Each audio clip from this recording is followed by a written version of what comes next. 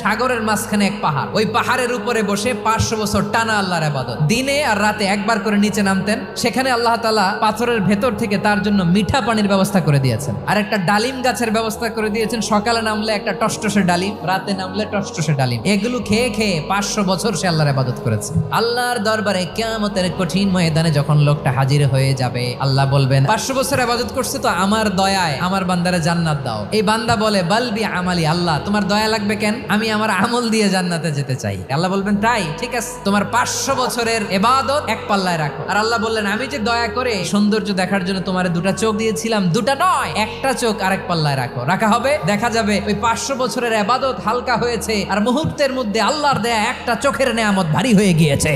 ফলাফল দেখো, হিসাব বলে তুমি এখন জাহান্নামে যাবা, যাও এবার জাহান্নামে যাও। এবার লোকটা কাচুমাচু করে বলে আল্লাহ এবার আমি বুঝতে পেরেছি তোমার দয়া ছাড়া দুনিয়ায় কেউ জান্নাতে যেতে পারবে না।